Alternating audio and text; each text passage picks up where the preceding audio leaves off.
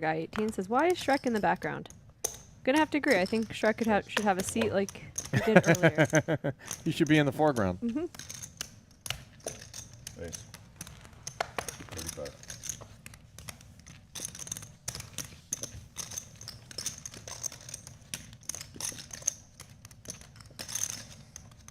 Brewer 3-betting his ace-10 suited against the Dwan open. And you get a glimpse at how aggressive he's capable of being, and here he is with a nice flop. Got shot straight and nut flush draw, but he's up against a gutty and top pair, which is currently in the lead for Dwan. Tom checks it over to him, and with 8,000 in the middle, what will Chris come with?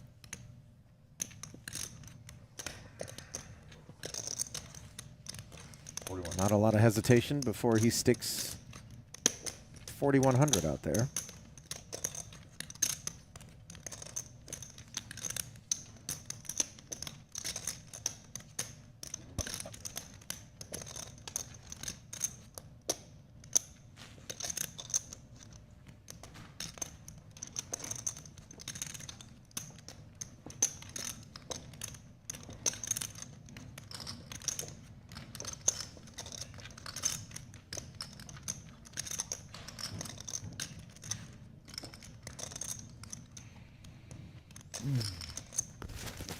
Did you get to hang out with Aaron Jones at all at Benefield's wedding? I did. I hung out with him kind of a lot, actually.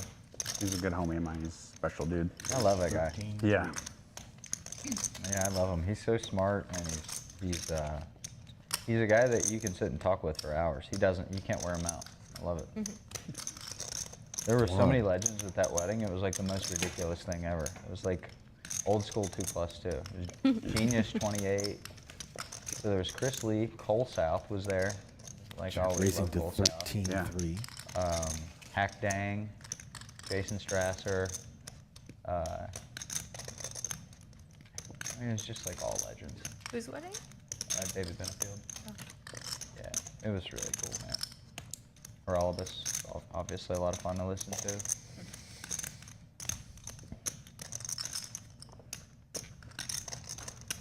Brewer weighing his options, but certainly felt like if he Aaron wanted to Jones is the gamble, man.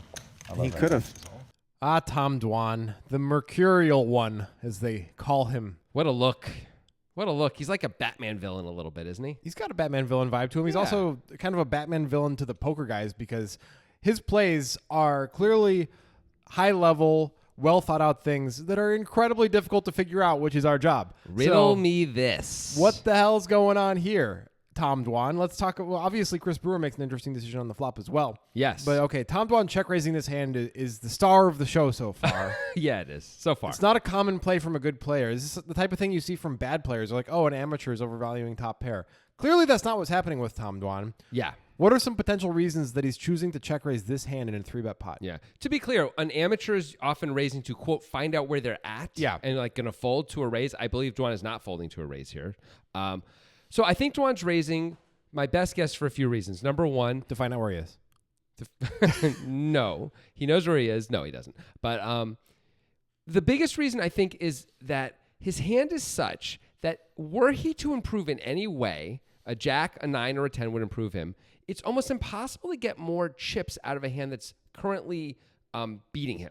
Yeah.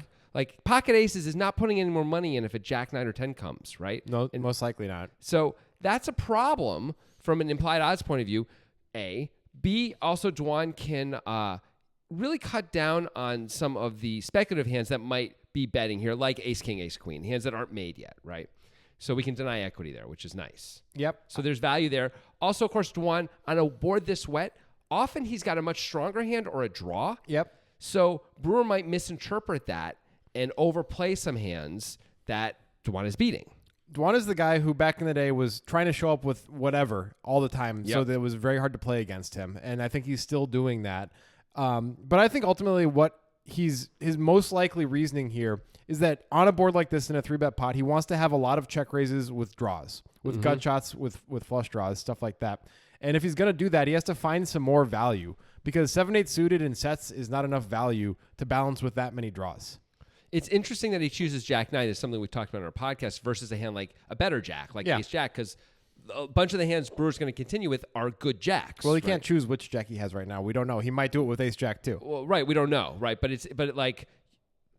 one of the things we talked about was the idea that ace jack is probably a better call anyway because we're an ace to come on the turn, and that's the kind of card Brewer's going to keep betting on. Yeah.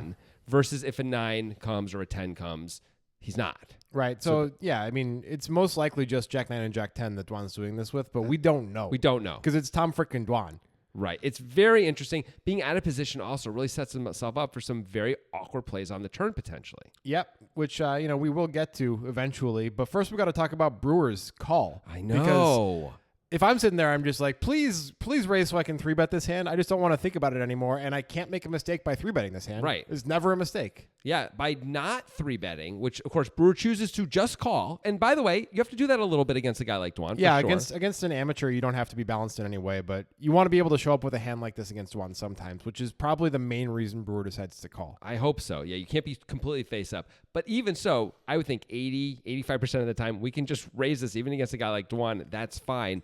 Partially because a lot of the cards that come that make us a monster, maybe action killing cards, we can't get any more money. So the implied odds are going to dry up. Right. Also, we can get blown off the hand a lot on the turn. Like if a deuce of clubs comes and Dwan moves in, I don't know if we're calling or not. Well, we're not getting the right price if we think Dwan has a lot of made hands. I mean, it's not a great spot. Also, yeah, Dwan's made hands maybe, by the way, include hands like 9-10 when we're really not getting the right price, or even jack 10's a problem for us, right? There's problems out there. Yeah, there are, but I think it's probably a balance thing ultimately, and that's why he decides to call. Do you want to play balanced? Don't do it against me on Nitrogen Sports. Play poorly against me. You still have plus EV because it's the Poker Guys monthly tournament. It's a great deal. Everybody has plus EV in that tournament. I mean, almost everyone has Yeah. plus CV in that tournament. Yeah, it's incredible because 40% of the prize pool is put in by Nitrogen. At least 40%. Every single time it's the automatic overlay tournament, and you're a fool not to play it. Use the link in our pinned tweet to sign up for Nitrogen, or you don't even get to see it. We'll see you there. See you there. Been in Toronto. Instead, he flats and tries to realize I was like, you know the what? I want equity. to move back to Vegas, and he wanted to move to Toronto. We just swapped apartments, kept all of each other's shit, and we're like even. That's so cool. No way, that's legit. Yeah. Like permanently kept? Yeah. That's really funny. Like neither of us furnished it like particularly well, you What know. about like clothes? Bring it. Actually, honestly, I left all my clothes behind. A friend of a friend, so it was like a 4-bedroom house in Toronto. A friend moved in. I'm like, hey, you just could have all my shit. And like some of it was like, okay, you gotta throw out clothes, but there's some good shit in there too. I just had this yesterday. I just emptied out like half of my closet, and I'm just like, anybody wants it, Yeah. just giving it away. Feels so good to do that. It does. God. I borrowed a pair of shorts of yours for like a month. Yeah, when we came to Vegas, it was like 2 suitcases. You were living and in my stuff, place so for a we bit- have a bit? Basically nothing. And there's nothing funny. nice about it, It honestly. really is, yeah. But There's so much clothing in there that's not mine, and sometimes it's just like, sometimes I don't even. Maybe it wasn't even yours then. board is paired. Nick Second flush Petrangelo draw was is showing staying there up. for a bit. And but I even Dwan, on the he heels just, of like, check left raising some to nice clothes in my closet 13,300, has just to be like, decided hey, to if I finally check. pull something big. On the way to Aria. And you can nice, feel for clean Chris Brewer, it's a little button-down, ready to confusing, go at this all line times. that Dom has taken. And one of my buddies, But he's a perhaps huge poker no fan. need for any like, loves concern any Nikki P, longer so every as time he comes to Vegas, Brewer he's makes like, the yo, nut I'm gonna flush on party the in Nikki river. P shirt, and just like, That's funny. he gets such a kick out of it. I'm sure they both do. I actually hadn't told Nikki P, because I just thought it'd be funny to be like, his brand new shirt has been worn like half a dozen times. But when I did finally tell him, he thought it was awesome. Yeah. Dwan's still not in the mood to put any more chips into this pot as yet. That shirt was probably 50 pounds ago. really He lost a interested lot to of see weight. if Chris finds a value bet here. It's a pretty He's on the scary mountain bike. board. And a kind of So inflated far. pot too. Oh my god, mountain biking. I went with Frank once. Yeah, I rip And he ate any 2 7. 3 times a week. Yeah. that And was sweet. Chris would be cooked. He decides to move all in, Jamie. Super high risk. You He's know not who it scared. is, the chicken wing guy. Take it back. He's very loud. I was wondering what could Yes. Dwan call this bet with. You would definitely. He's a one-name guy. He's Yes. just Frank. Yes. Casella? Yes. Is it? No. No, sorry. You I know Frank guy the with the Tank. chicken wing. Oh, that's Frank Stapuchin. There we go. Pushin, yeah. I actually don't know who that is. Really? I feel like maybe if you saw him. He's Might not this like look poker. like some Yeah, sort one of or desperate WPT where you're attempt just getting wasted to the whole pick up time, a like pot? not looking at his cards. Love that. Like he drank more beer than any player I've ever seen play to cut him off. It's crazy, He's a legend. right? And if you're Dwan, you're asking yourself, why so much, Chris? Offered to buy alcohol But for everyone in the room. he will be a believer. Yeah. We are going to get to that river shove and Good. dissect it. But first, let's go back to the turn really quick. Dwan checking. He's taking the lead in the hand. I guess he thinks this is a card that he doesn't have much fold equity against better hands, and he can't get called by worse hands at this point, right? When the 8 pairs, is that what's going on? I think that's part of it. Also, when he checks, you would assume Brewer is going to take a hand like he has actually, like the big flush draws, and just jam them. Right. And Dwan can call. Right, But but if you those were to hands- shove, those hands are going to fold. Yeah, so you can get the equity that you have against those hands. And sometimes you lose against those hands, but it's a good spot for you overall. Right. And of course, if we were to bet, Brewer's not folding a better hand anyway. Yeah. So it seems like it's pretty good. And Dwan wants to be in a spot where he's a 65-35, Yeah. which is kind of what he's going to be, right? Right. So that's fine. Yeah, so that must be the plan on the turn. How about Brewer checking back? He doesn't let Dwan's plan happen. Do you think Brewer has a lot of insight into Dwan's type of hand and the plan that he has for it? I mean, it seems like he does, right? Because Brewer's sitting there, he's got to be thinking, well, if you have king, queen of diamonds, you're just going to jam, right? Yeah, most Like, of the time you'd I think can't that. really get called by these draws that maybe on the flop I could have been called by, but now I can't. And even if Dwan does have king, queen of diamonds in checks, which a candidate for that is Dwan, right? He's going to play hands in ways you don't I expect. guess. He will definitely fold that hand if we jam. He has to. Maybe we could bet really small, but then what if we get check jammed on with the ace 10 of diamonds? Now And that's a real problem. We'll have to call. Yeah, and but, then we're in a bad equity spot against most of the range. Yeah, I mean, no, I think this is actually kind of a great check back by Brewer, which would not have occurred to me to do if I was in this spot. I definitely would have been like, well, I didn't jam the flop, but I'm definitely jamming the turn, baby. Yeah. Like, why don't you fold? But I think Dwan has a lot of very straightforward decisions, and none of them are really good for the hands that continue and the hands that fold against our hand. Like, he's folding all the draws, he's calling with all the made hands pretty much. None of that's good for us. Right. Yeah, not with one card to come. Yeah. And that card does come, and it makes the flush, but it double pairs the board. So let's talk about this move in. Okay. There's a lot of ways we can look at it. If you want to hear all of the ways that we look at it, check out our podcast. We spent a long time trying to figure out why Brewer does this. Ultimately, the Occam's razor that Jonathan came up with and is pretty clear is that when Dwan checks twice, he doesn't really have that many full houses in his range, so it's kind of a free roll, maybe in Brewer's mind. But I don't know if that's really true against a guy like Tom Dwan. He can show up with a lot of stuff. Do you remember that hand against Garrett Adelstein where he checks 3 times with top set that turns into quads? I do remember Yeah. that. So, I mean, I understand the thought process, but is it wrong to think that way against Dwan? Well, you need to. It's okay if Dwan shows up with a few full houses, as long as he can call us sometimes with worse hands, right? Yeah. Then it's okay, because then it pays for the few Right. times we lose. The question is, what worse hands is Dwan going to call us with? It's hard to come up with very many like flushes. I guess he could have a few, because he is Tom Dwan. He's going to do stuff weird, but very, very few. You would really expect those to bet the turn. Right. I don't even know if 9-10 can call if we jam here. Well, I mean, that's obviously worse than a flush. So, Of course yeah. it is, but I'm saying that's another made hand that in theory we could consider calling with as Dwan, but can we? Here's the generous interpretation. Brewer knows that Dwan is check raising 1 pair type hands on the flop. And the way that Dwan played the hand means that a jack is really the only 1 pair type hand left, or it's the most likely. Yeah. And if Dwan has a jack, he blocks jacks full, which makes it a better call than those other hands that we referred to, even though it's a worse hand by rank. And so Brewer thinks maybe he can get called by a jack. Right. Obviously, he's wrong.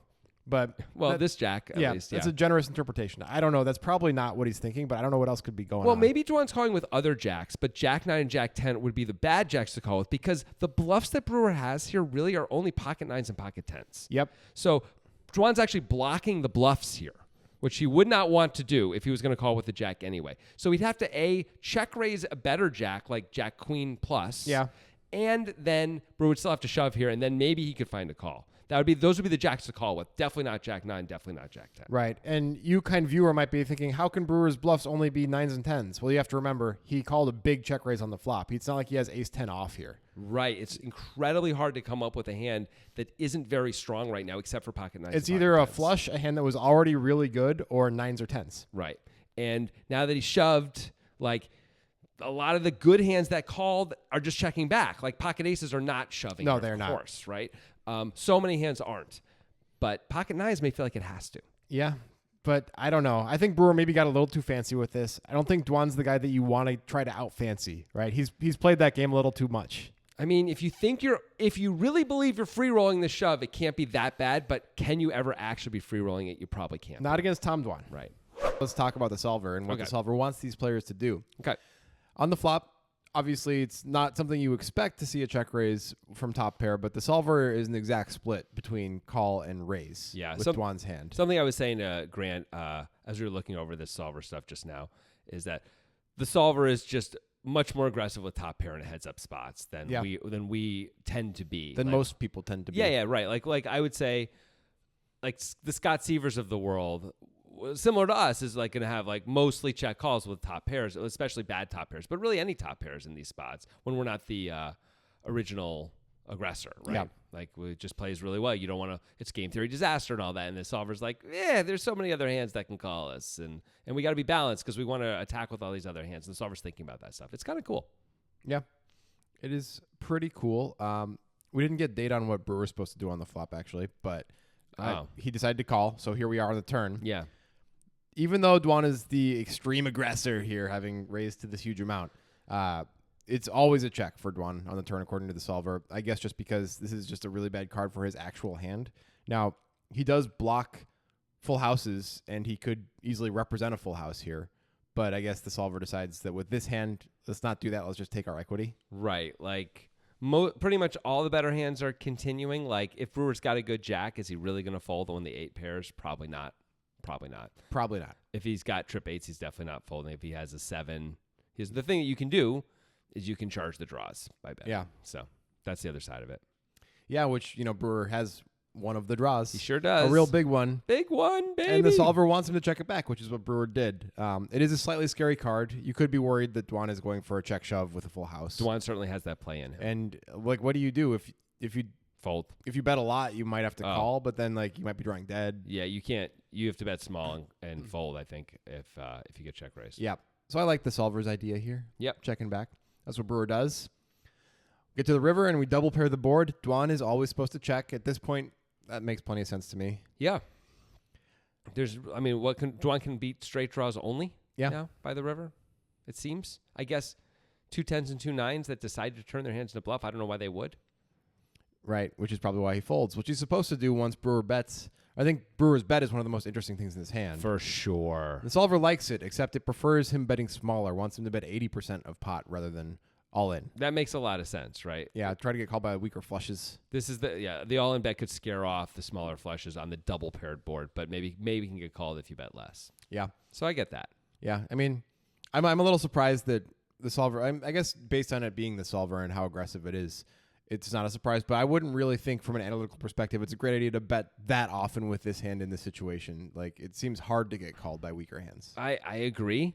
And the more skilled your opponent is, and the more like go for it your opponent is, the less I want to bet in this situation too. Like someone like Dwan could take a jack and turn it into a bluff sometimes. Sure. It's like, hey, guess what I block? Yep. Full houses, baby. Well, he can't do that now because, Brewer went all in. That's true. Brewer takes that play away from him. But you got the nut flush. You're not really trying to take that play away. If he's got a full house, he's going to call. Yeah. If he doesn't, Anyway. Yeah. Anyway, that's what the solver had to say. Yeah. I am just, wow. Wow. So interesting. What do you guys think about how this hand was played out? And really, I think the biggest, most interesting decision has got to be Brewer deciding to shove the river more than the pot on the double paired board with the nut flush. Weigh in on that, please. Like, do you like this play? Do you think he's going to get some really thin, great value against Dwan, at least some of the time when Dwan has flushes and things like that? Or do you think this is just him overvaluing the spot and it's almost impossible to get called by a worse hand? I'd be certainly at least a little bit concerned about that were I in Brewer's shoes. Let us know in the comments what you think. And if you want to get real in depth with this stuff, you can come have a conversation about it on Discord. There's a link in the description of this video. It takes you to our Discord server where we'll post a thread for this hand. We have other threads. You can post your hands. It's a fun place to be. We'll see you there. See you there.